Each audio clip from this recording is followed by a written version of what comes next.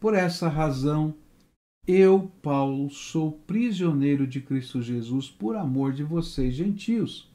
Certamente vocês ouviram falar da responsabilidade imposta a mim em favor de vocês pela graça de Deus. E isto é, o mistério que me foi dado a conhecer por revelação, como já lhes escrevi em poucas palavras. Ao lerem isso, vocês poderão entender a minha compreensão do mistério de Cristo.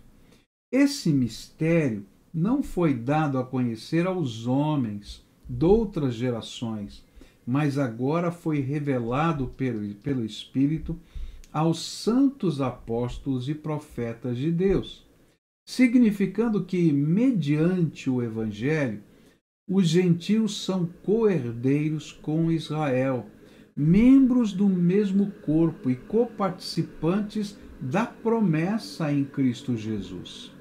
Deste Evangelho me tornei ministro pelo dom da graça de Deus a mim concedida pela operação de seu poder.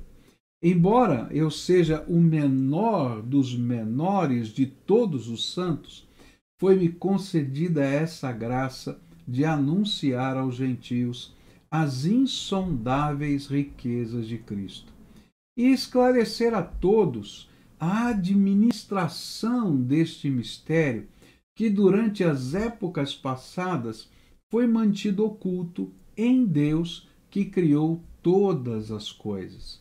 A intenção dessa graça era que, agora, mediante a Igreja, a multiforme sabedoria de Deus se tornasse conhecida dos poderes e autoridades nas regiões celestes, de acordo com o seu eterno plano que ele realizou em Cristo Jesus, nosso Senhor, por intermédio de quem temos livre acesso a Deus em confiança pela fé nele. Bom, esse texto ele tem um tema, né? O tema dele é: nós somos ministros de um mistério que foi revelado. E como ministros desse mistério revelado, nós temos uma missão a cumprir. É interessante que descobrir um mistério, de certa maneira, é um prazer, né? Os meus netos gostam de brincar de enigmas. Então eles vêm e lançam, né? A gente está às vezes almoçando, eles lançam lá um enigma. Olha, o que é isso, aquilo, e você tem que descobrir, e a gente tem que também lançar os enigmas. E quando eles descobrem o mistério, eles ficam tão felizes, porque eles foram capazes de descobrir o mistério. Agora você imagina descobrir um mistério que é capaz de curar e transformar as vidas, tá? Então, quando a gente consegue descobrir esse mistério se torna a missão de uma existência. E a gente tem um exemplo disso na história. Eu queria falar um pouquinho para vocês a respeito desse homem aqui, Albert Sabin, não é? Muitos de vocês já ouviram falar da vacina Sabin, né? As gotinhas que salvam. Esse homem aqui, ele dedicou 25 anos da sua vida ao estudo da poliomielite. E desde 1952 voltou-se especialmente à obtenção de uma vacina de um vírus vivo atenuado para uso oral e que pudesse ser distribuído sem injeção, né? Então que maior número de pessoas as crianças pudessem, sem chorar, receber essa vacina. E ele conseguiu fazer isso por volta do ano de 1960. Antes dele, houve uma vacina anterior chamada vacina Salk, que era injetável e era desenvolvida com o vírus morto. Mas ela não tinha a mesma eficácia, hoje a gente sabe tudo de vacina, né? Ela não tinha a mesma eficácia, a mesma eficiência da vacina do Sabin. Mas a coisa mais extraordinária é que esse homem, apesar de ter feito uma descoberta tão tremenda, ele decidiu doar toda a patente dessa vacina para que o maior número de pessoas pudessem ser salvas. Ele não recebeu um tostão por essa vacina. A gente vê hoje, não é, essa disputa comercial em termos das vacinas, mas esse homem disse: não, eu quero abrir mão dos direitos de patente para que qualquer governo do mundo possa, sem nenhum... Porque para ele esse mistério que ele tinha descoberto tinha que se tornado a sua missão, salvar vidas dessa doença. Quando a gente fala a respeito disso, a gente vai descobrir que quando descobrimos o mistério de Deus revelado no Evangelho, esse mistério de Deus não pode ser guardado para nós. E esse é um ensino do capítulo 3. E então Paulo agora nos fala desse mistério do Evangelho que foi revelado. Que mistério era esse? Era o plano idealizado por Deus que havia se tornado o maior segredo do céu, que era como Deus salvaria os homens. Os anjos não conseguiam acreditar que tivesse um jeito de Deus salvar, nem o diabo tinha ideia de como Deus iria salvar. E esse era o maior segredo do céu. Só o Pai, o Filho e o Espírito Santo sabiam disso. E quando Jesus veio a esse mundo e morreu na cruz, então ressuscitou ao terceiro dia, esse segredo passou a ser revelado e se tornou o Evangelho, a boa nova. Deus estaria usando para que tanto gentios como não gentios pudessem fazer parte agora do povo de Deus. É interessante que Paulo volta ao tema dos gentios e não gentios que são unidos sobre o mesmo mistério revelado, o Evangelho. E isso está lá no versículo 6 do nosso texto, significando que mediante o Evangelho os gentios são co-herdeiros com Israel, membros do mesmo corpo e em Cristo Jesus. Então, tudo é que nesse capítulo Paulo concluiu o sentido do mistério e se apresenta como ministro deste Evangelho, a boa notícia de Deus. E aqui nós podemos encontrar preciosas lições sobre o ser ministro do Evangelho de Deus e parte do corpo de Cristo. Então hoje eu quero trabalhar um pouquinho o que significa ser ministro desse Evangelho. E é interessante que quando a Bíblia fala sobre ministério e ministro do Evangelho, ele não está falando de pastores, de missionários, de obreiros, não.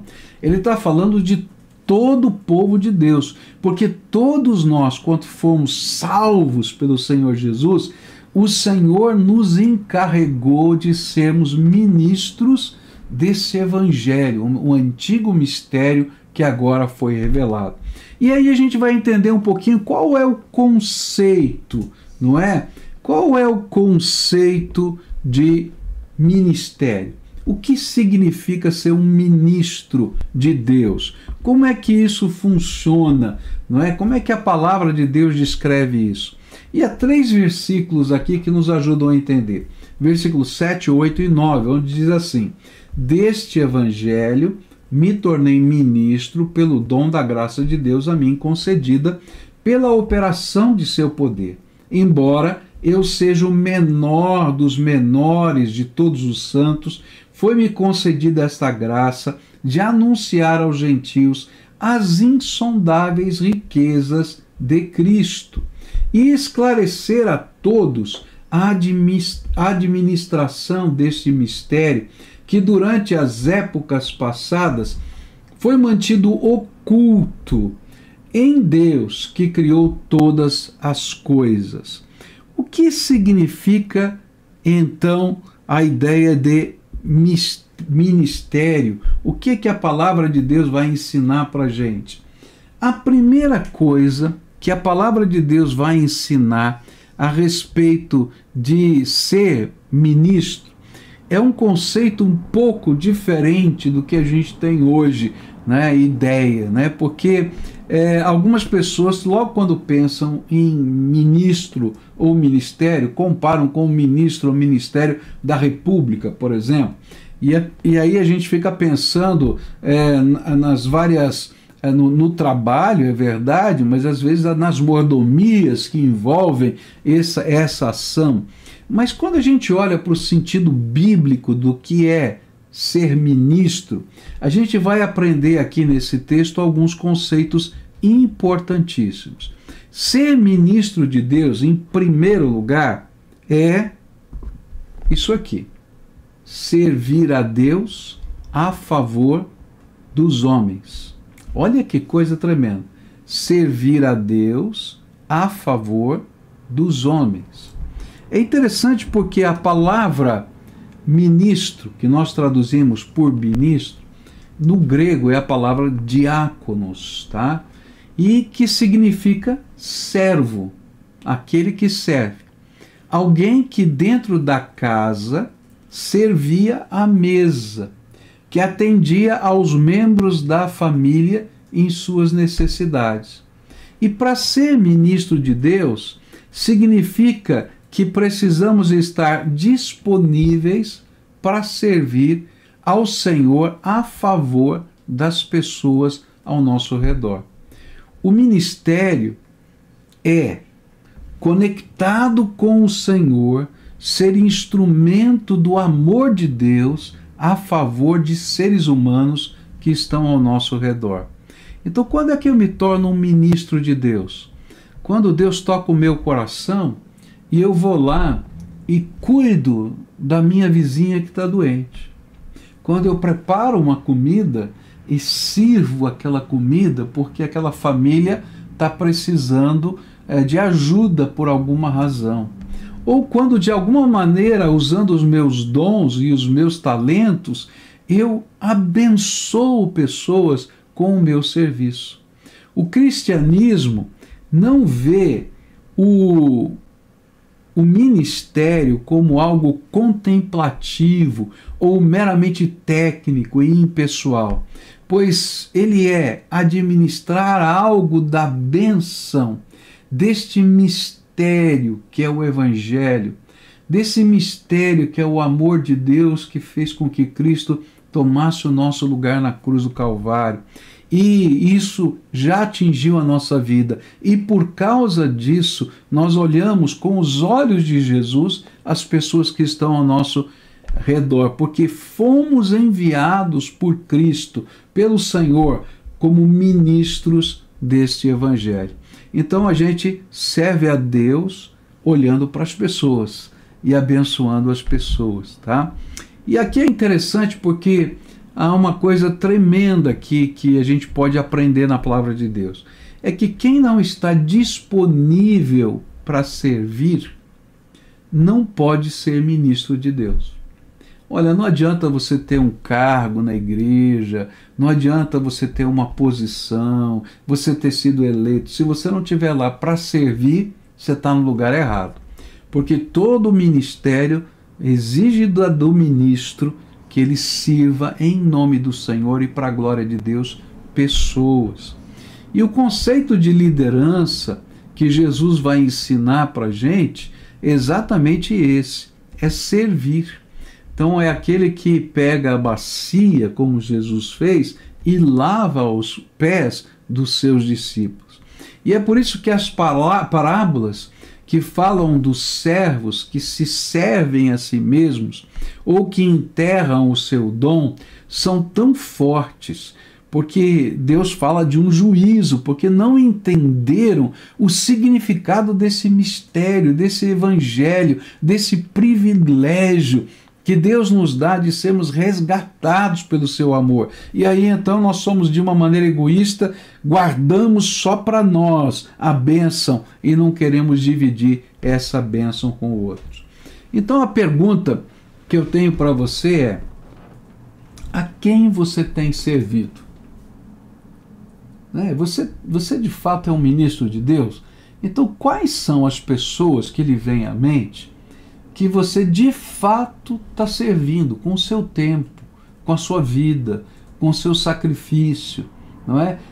Com a sua devoção, em nome do amor de Deus, por causa da graça de Jesus? E se você consegue entender isso, eu estou servindo pessoas, graças a Deus. Então a segunda pergunta que eu tenho para você é: qual é o seu ministério? Qual é o teu principal serviço? Porque às vezes nós temos algumas coisas que são mandatos temporários de Deus na nossa vida, tá? Mas outros momentos o Senhor diz: esse é seu serviço permanente e esse é o seu ministério. Muito bem, a segunda coisa que a gente pode aprender é essa aqui. Ministério é um presente da graça de Deus. Isso é um presente. Isso está aqui no versículo 7. Deste evangelho que me tornei ministro, a palavra ministro aqui é diáconos, que a gente já falou, pelo dom da graça. Pelo dom da graça de Deus a mim concedida, pela operação do seu poder. Então, o ministério é um presente da graça de Deus. E aqui é interessante o uso de duas palavrinhas gregas que aparecem nesse texto. Na língua grega, existem duas palavras para dom. Tá? Então, aqui a gente tem essa expressão dom da graça. Uma é doron, e é exatamente a palavra que está aqui, doron. Tá? O que é doron? Doron é um presente. Eu te dou uma camisa, você quer usar, não quer usar, quer jogar fora, quer dar para outra pessoa, o problema é teu. Ele é um presente. Tá? E a palavra que está aqui é exatamente essa, doron. A outra palavra é usada para definir os dons espirituais, tá? E aí são os carismas ou os carismatas, né, que estão lá na língua grega. E eles são sinais da graça. E esses não são nossos, nos são emprestados pelo Espírito Santo de Deus. Mas é interessante que o ministério, ele não é um carisma, ele é um dom. O que significa isso? É que eu posso não usar, eu posso não servir, eu posso enterrar o meu ministério, porque ele não foi emprestado, ele foi um presente de Deus para você. E aí você vai prestar contas de como você está usando o presente que Deus te deu. E esse é um presente custoso, porque o custo desse presente foi a graça de Deus permitindo que Jesus morresse na cruz do Calvário por você. É de altíssimo preço. O preço foi o sangue de Jesus vertido na cruz do Calvário.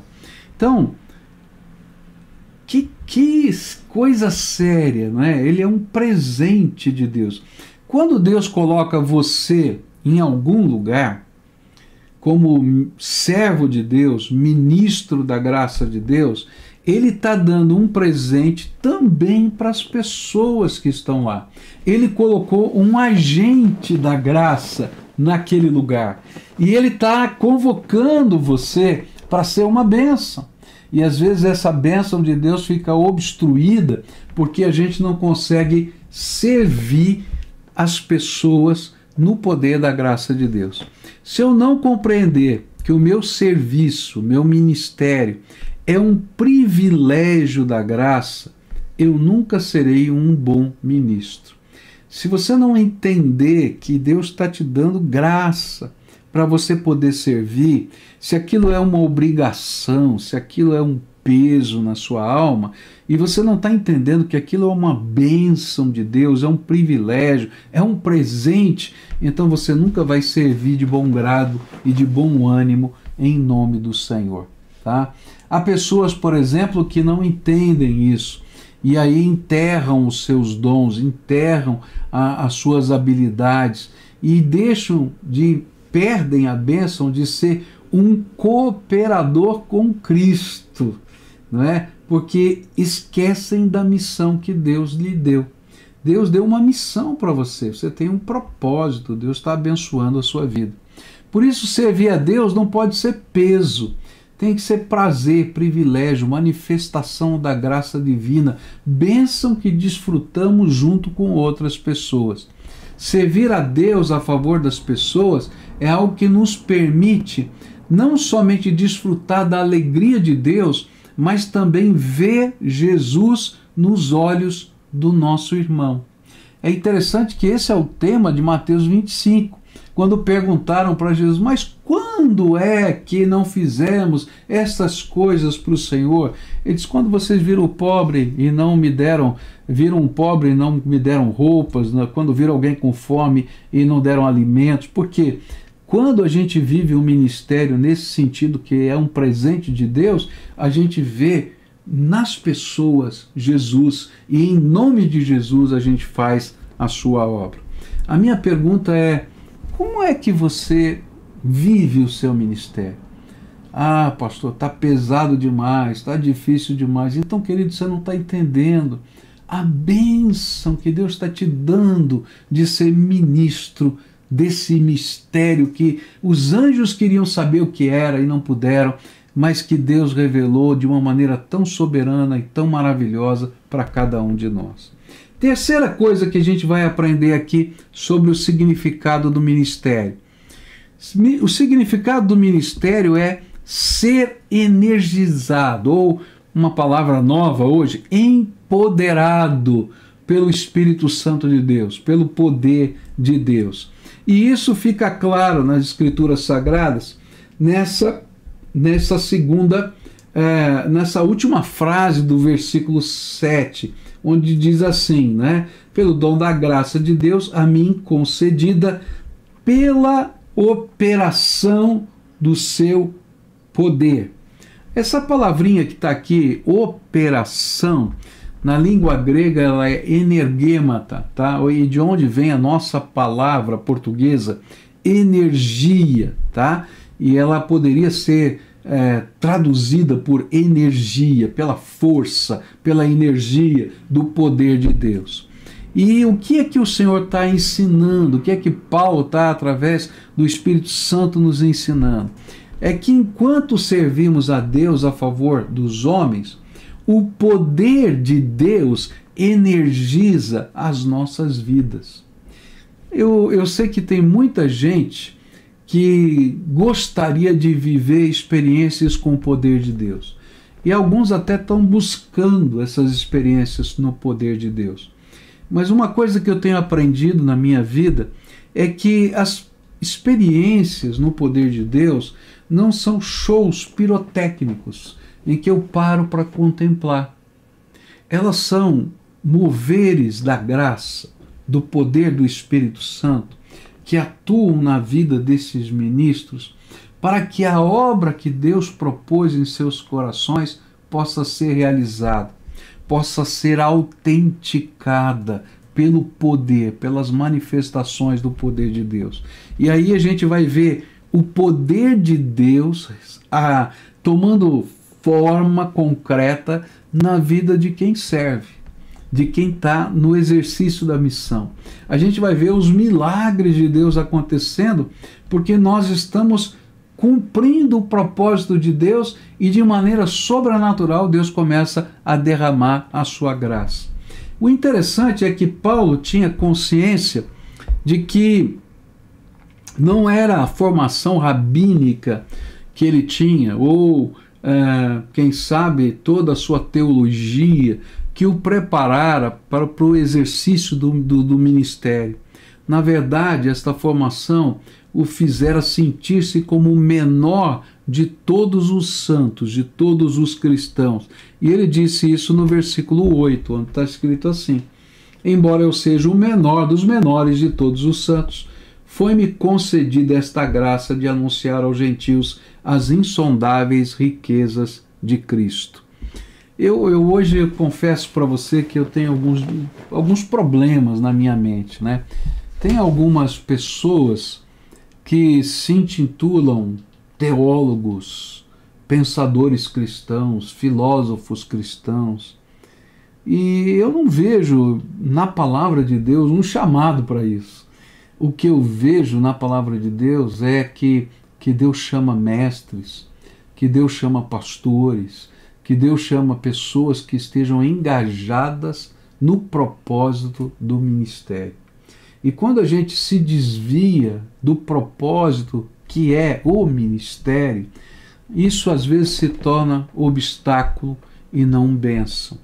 Eu nunca vou me esquecer de um livro que li anos atrás, que falava sobre a evolução e queda das igrejas nos Estados Unidos, desde a independência até o ano de 2005.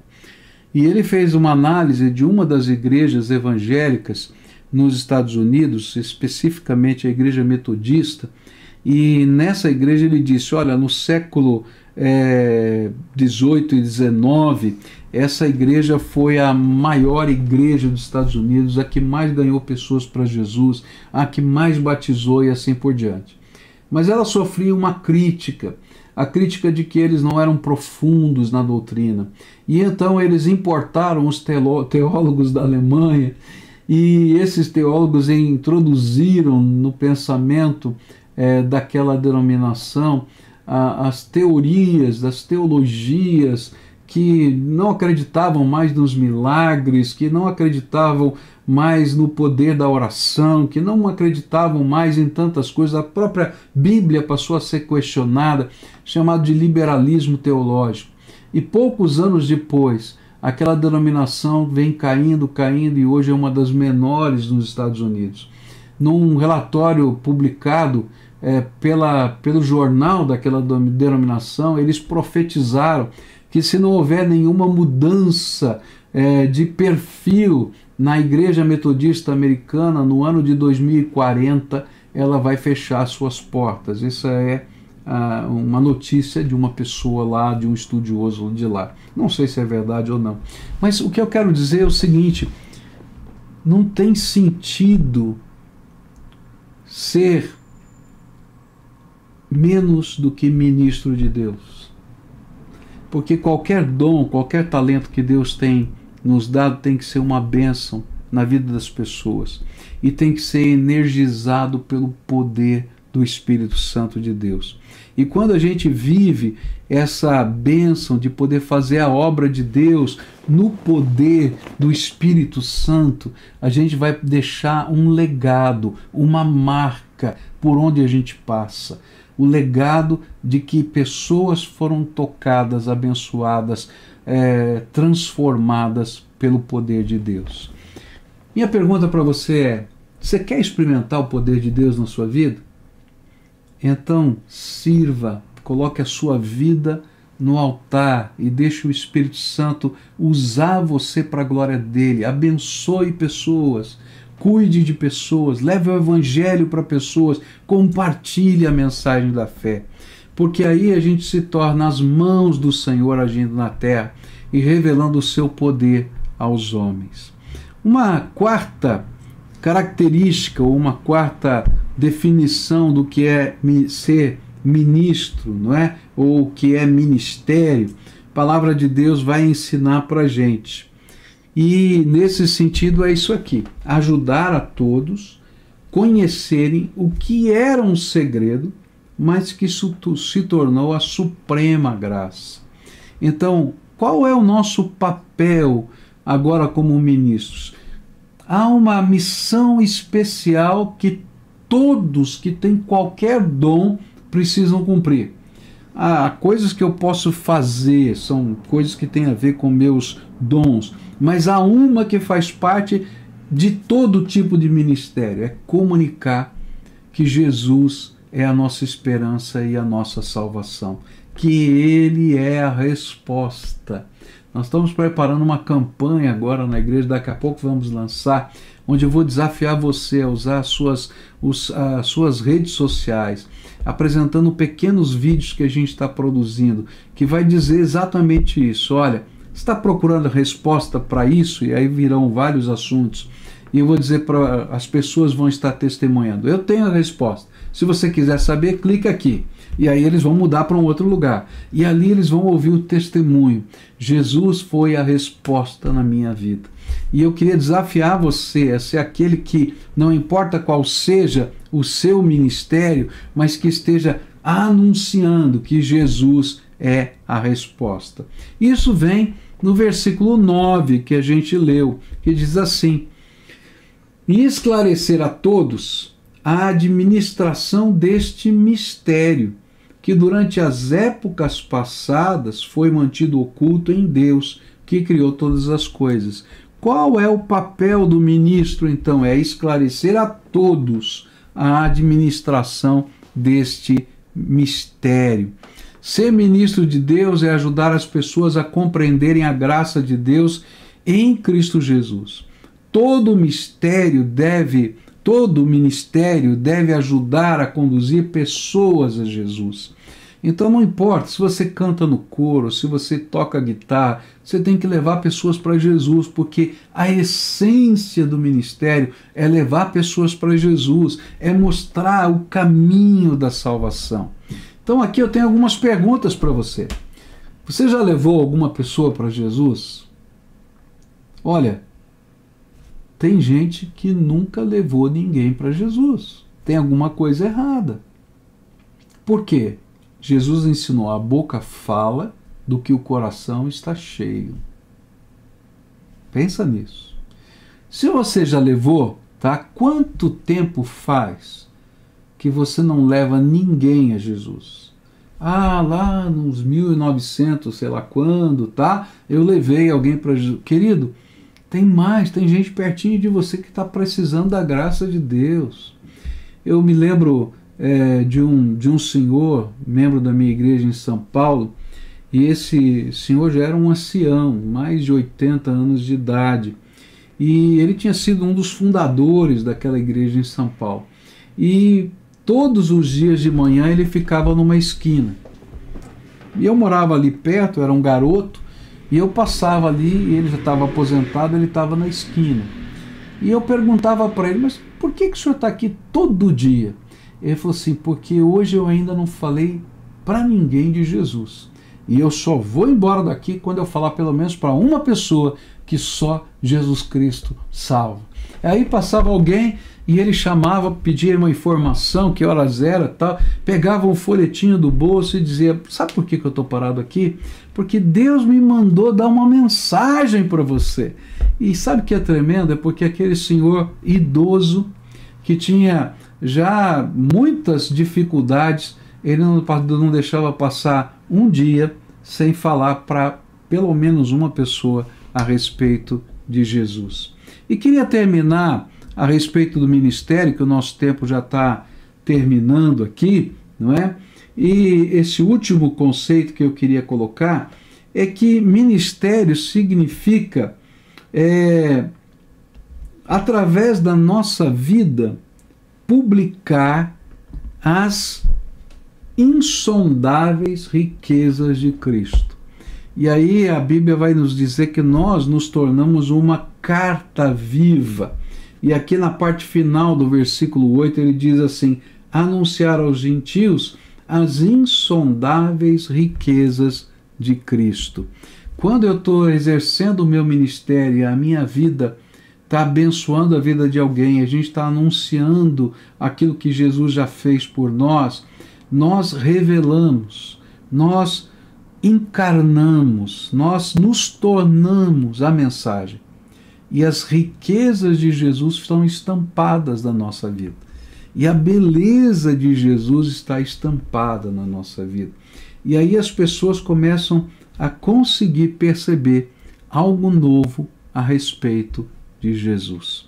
Eu queria parar por aqui nosso estudo hoje, tá? E a semana que vem eu começo falando sobre o propósito cósmico da missão. A gente estava falando até agora do propósito relacional da missão. O que é que está acontecendo com as pessoas? Mas a semana que vem eu vou falar do que acontece no mundo espiritual, no cosmos, quando a gente pratica a missão de Deus. e vou falar também de recursos que Deus nos dá para a gente completar essa missão. Mas vamos agora para o nosso momento de perguntas. Guilherme, está com você e vamos lá para o nosso tempo de perguntas. Bom, vamos lá então. A primeira pergunta aqui do Ismael, ele pergunta: a igreja, quais são as multiformes sabedorias de Deus? Ok, a palavra multiforme aqui, não é sabedoria de Deus, que vai aparecer no versículo 10, né? Eu vou trabalhar um pouquinho a semana que vem, tá? Vou dar uma canjinha, né? É que o grande dilema da semana que vem era que havia, por causa desse mistério, uma grande dúvida no céu. Como Deus poderia salvar o homem? E aí, nós, na nossa missão cósmica, nos tornamos a revelação de uma sabedoria infinita de Deus, tá? A palavra multiforme aqui em grego é a palavra multicolorida, bilhões de cores, tá? Que Deus tem para revelar a sua sabedoria, que não era sequer pensado pelos anjos de como Deus poderia fazer. E então, através da igreja, ele revela essa multiforme sabedoria de Deus. Dê uma canjinha para a semana que vem. Show de bola. Tá? A Leila pergunta: pastor, como podemos saber se enterramos nossos dons? Olha, querida, é fácil a gente saber se a gente enterra ou não os dons, né? Porque se Deus deu uma habilidade para você e você não está usando essa habilidade para a glória dele, então certamente você está enterrando os seus dons, tá? Se o teu coração arde por alguma coisa e você não está fazendo nada em direção daquela coisa que Deus está queimando o seu coração, é porque o seu dom está sendo enterrado, tá? Quando a gente está no exercício da missão, a gente tem o coração da gente ardendo, é verdade, para ampliar a missão, para fazer crescer a missão, mas a gente não tem dúvida de qual é a nossa missão. Jaime pergunta aqui: isso significa que o ministério é chamado e não tem relação com doutos ou incultos? Ok, o ministério, vamos lá, o que a gente acredita como evangélicos, tá? A gente acredita no sacerdócio universal de todos os crentes, ou seja, no passado existiam pessoas sagradas que eram autorizadas por Deus para lidar com o sagrado, tá? Então o profeta era ungido pelo Espírito Santo para isso, o sacerdote era ungido pelo Espírito Santo para isso e o rei também era ungido pelo Espírito Santo. Quando Deus abriu os céus, veio o dia de Pentecostes, ele derramou o Espírito Santo sobre todo aquele que invocar o nome do Senhor Jesus, todos se transformaram em ministros de Deus. Tem alguns que serão de tempo integral, que serão pastores, porque tem o dom de pastorado, tem o dom de evangelista e assim por diante. Mas todos somos chamados para servir. Todos somos chamados para levar Jesus ao coração das pessoas. Todos somos ministros de Deus. Rebastos pergunta: como descobrir nosso propósito de vida para fazer a vontade de Deus? Eu não sei se eu me entendi bem. Quem está falando? Rebastos. Rebastos. Como descobrir o nosso propósito de vida? Eu não sei se eu estou entendendo bem a sua pergunta, tá? Se você está pensando em termos de profissão, vocação e assim por diante, é uma coisa. Então a gente vai buscar dentro dos nossos dons, nossos talentos, e a gente vai buscar de Deus, né? Senhor, qual é teu propósito profissional para mim, assim por diante. Com relação à nossa vida espiritual, a gente pode entender que o Senhor tem coisas extraordinárias para nós, e a gente vai então buscar dele qual é o ministério, qual é a missão que Deus me deu para realizar, tá? E aí essa missão, Deus vai fazer arder o coração da gente, esse é um dos sinais, vai vir paixão, vai vir habilidade, tá? Que é a segunda coisa, que é essa unção de Deus nos dando capacidade, tá? E Deus vai nos dar pessoas que nós vamos ser capazes de motivar para caminhar junto. Ou nós vamos nos aliar com pessoas que já estão caminhando naquela direção.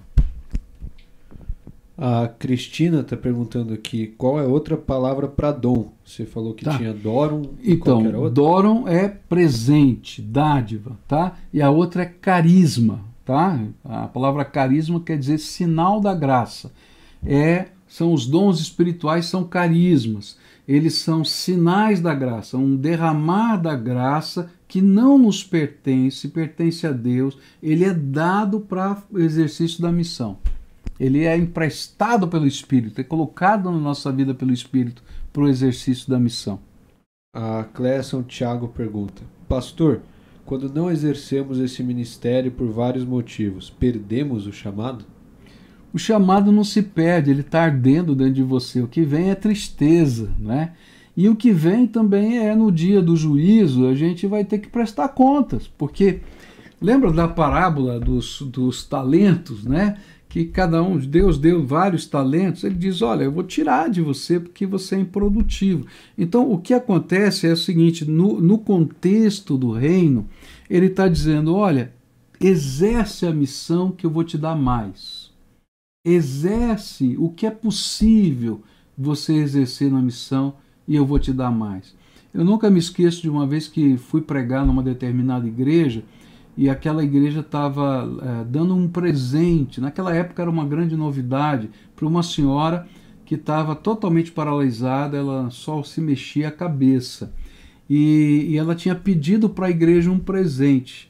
O presente era esses telefones que por comando de voz ela pudesse dizer o número e ligava e assim por diante. Naquela época, isso faz muitos anos, era uma grande novidade, era uma alta tecnologia.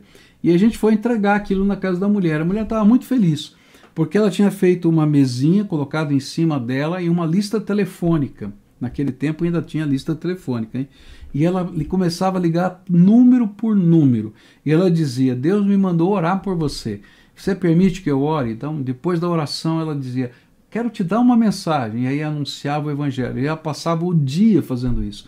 Eu penso assim, se aquela mulher totalmente limitada achou meios para continuar exercendo o seu ministério de evangelista, será que a gente não vai achar, de alguma maneira, um meio de fazer algo no reino de Deus? A Sueli tem perguntado aqui insistentemente toda semana. Ela fala o seguinte, a paz, quero saber sobre o Homer e sobre igrejas que reverenciam esse Homer, se tem a ver com o cristianismo. Não sei se você sabe o que significa. Não tenho a mínima ideia do que seja Homer, eu vou ter que fazer uma pesquisa, tá? Agora, não conheço nenhuma igreja evangélica séria que reverencie o Homer, eu nunca ouvi falar, querido, tá? Anota aí, Guilherme, para a gente pesquisar esse negócio. Eu pesquisei aqui, tá falando que é uma unidade israelita de medida seca. O Homer, sim, o Homer era uma medida, né? Isso. A efa, o Homer, esse negócio. Mas reverenciar o Homer é como se fosse reverenciar o metro, o centímetro. Não tem sentido, querido, tá? Tem alguma coisa errada aí, tá? Bom, vamos ler outras perguntas aqui que sobraram da semana passada, achei bastante interessante. A Alessandra pergunta aqui, pastor, já estamos vivendo o princípio das dores? Sim, o princípio das dores, sim, tá? O princípio das dores se iniciou, tá? Quando a perseguição da igreja se instalou, tá? No cristianismo. Logo depois da morte de Jesus, a perseguição da igreja começou. E ali são os princípios das dores, e elas vão se culminar na grande tribulação. Então, começa com os princípios das dores, e ali vai chegar um tempo em que esse negócio vai ficar pior, muito pior. E aí Deus vai ter que abreviar esse tempo, senão nem os fiéis conseguiriam se manter fiéis.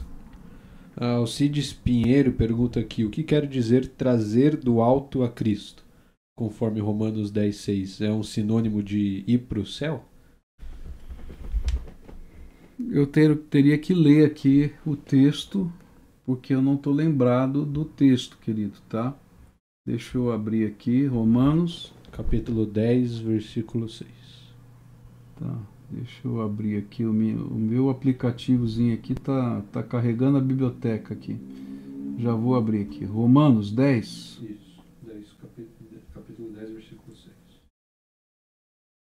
Ok. Aqui está Romanos 10, 6, está escrito: mas a justiça decorrente da fé, assim diz: não perguntes em teu coração quem subirá ao céu, isto é, para trazer do alto a Cristo, ou quem descerá do abismo, isto é, para levantar Cristo dentre os mortos. Porém, que se diz: a palavra está perto de ti, na tua boca e no teu coração, isto é, a palavra da fé que pregamos, tá?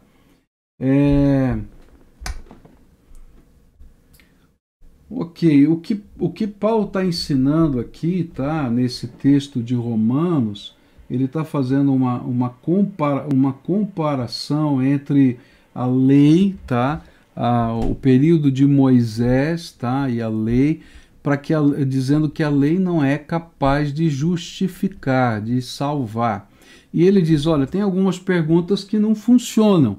Não adianta você perguntar para mim quem levou Cristo para o céu, ou como ele ressuscitou, ou de que jeito isso aconteceu, ou quais são os detalhes, é mais ou menos isso. Mas o que importa é a fé, você confessar com a sua boca, com o seu coração, que Jesus é o seu Senhor e Salvador. Eu acho que assim, tem muita gente que pega os pelos da doutrina, sabe, aqueles pelinhos da doutrina, e aí se apegam àqueles pelinhos, e Paulo está dizendo: para que você está se apegando aqui? Olha para as coisas mais importantes da nossa fé. A Márcia Moreira pergunta: como motivar o jovem que tem o dom da música, no caso, e se encontra afastado? Tá. Então, a primeira coisa que a gente tem que fazer é motivá-lo a buscar Jesus, tá? Porque o dom, na verdade, ele é o exercício, o ministério, é uma expressão de louvor a Deus, uma expressão de serviço do reino, e é uma expressão da nossa paixão por Jesus. Então, quando o nosso amor se esfria por Cristo, aí normalmente a gente enterra os dons e se esquece do ministério. Então o que a gente tem que orar é para que haja restauração, que Deus dê mais uma oportunidade, que Deus mexa na vida, que Deus trabalhe talvez de maneira intensa como trabalhou no coração, né, de pessoas que se afastaram de Deus nas Escrituras Sagradas, né? E a gente vai encontrar isso como Jonas, por exemplo, que estava fugindo de Deus e o Senhor foi buscá-lo. Então Deus tem as suas maneiras de fazer isso, e essas maneiras são tremendas, né? Eu me lembro de um pastor que eu conheci no Egito, e ele tinha um pedaço da Bíblia queimada na sua parede, porque ele, na igreja que ele servia, ele recebeu a missão de ir para um determinado bairro trabalhar. E quando ele chegou naquele bairro, aquele era o bairro do lixo, só tinha lixo naquele lugar. E quando ele olhou para aquilo, ele disse: não, aqui não pode ser o meu lugar. Entrou no ônibus e foi embora. Quando ele chegou no ponto final do ônibus, o Senhor falou de novo para ele: volta lá, porque eu tenho uma missão para você. E aí ele foi, subiu no monturo de lixo, e ele foi orar: Senhor, eu não tenho condições, eu não tenho estrutura, olha aqui esse lugar. E de repente ele está orando e uma folha de papel que voa do lixo cai na cabeça dele. E ele pega aquela folha de papel e era um pedaço de uma Bíblia, uma folha da Bíblia queimada. E quando ele lê aquele versículo, era Deus confirmando o chamado dele para aquele lugar. Eu fui lá visitar a igreja dele, depois de muitos anos que isso aconteceu. Cavado numa rocha, naquele lugar, tem um templo para 7.000 pessoas e uma capelinha para 3.000, tá? E uma das igrejas maiores cristãs do Egito está ali. Por quê? Porque de alguma maneira Deus foi buscar aquele que estava fugindo da sua missão. Então o que a gente faz? A gente ora para que o Senhor da Seara traga o seu trabalhador, e ele vai chamar para si essas pessoas.